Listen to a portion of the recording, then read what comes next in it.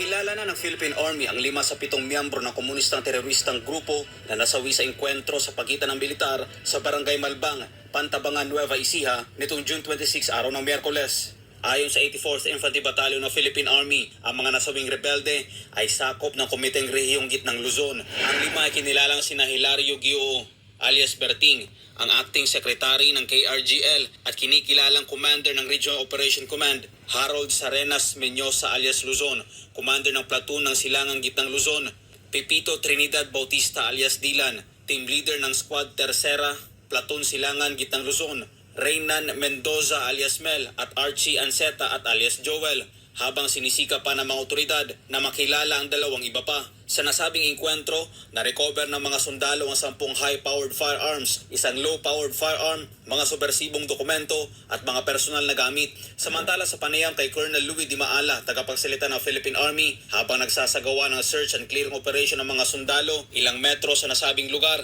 3 bangkay pa ng mga rebelde ang kanilang nakita, napawang mga babae. Mayroon din silang natagpo ang 4 na armas. Pinaniniwalaan na mga ito ay inabandona ng kanilang mga kasama habang tumatakas sa mga otoridad. Dahil sa continuous yung search operations ng ating mga tropa ay nakita ulit itong additional na 3 na mga bangkay ng city members ng CPP-NPA at kasama yung kanilang mga firearms. At itong tatlo na nakita na ito is mga 3 babae na kumbaga pinaghinalaan natin na iniwan ito ng mga kasamahan nila habang patakas doon sa area ng encounter site. Pinuri naman ni Brigadier General Norwin Joseph Pasamonte, commander ng 703rd Infantry Brigade, ang naging katagumpayan ng 84th Infantry Battalion laban sa mga komunistang grupo sa Nueva Ecija. At dahil na rin sa pagsisikap na nasabing unit na mapanatili ang kaayusan at seguridad sa naturang lugar, kasabay ang pagpapaabot ng pakikiramay sa mga naulilang pamilya ng mga rebelde. At sinabi rin na hindi nagkulang ang gobyerno sa pagpapaalala sa mga CTG na sila'y sumuko.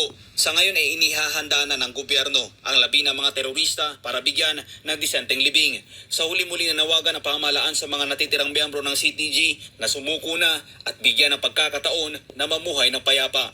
Para sa Diyos sa Pilipinas kung mahal, Almar Force 12. Yan.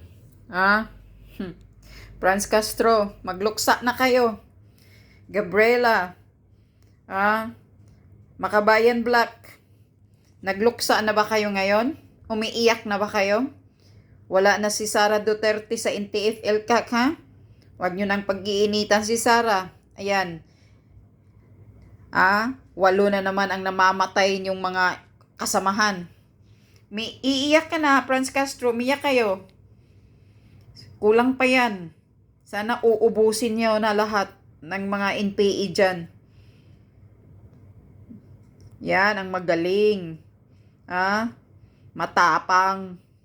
Huwag nyo nang ipalibing yan. Tapon na yan sa damuhan. Pakain sa mga sa leon, sa hayop dyan.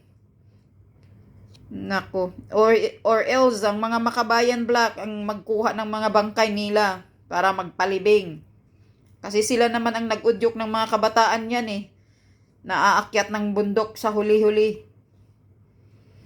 Mapakunwari na nasa gobyerno. Pero sila pala ang unang sisira sa gobyerno. Okay lang ito. Tapos ngayon, ang bangag na gobyerno, kakampi na sila. Kakampi na sa mga demonyong ahas ng lipunan.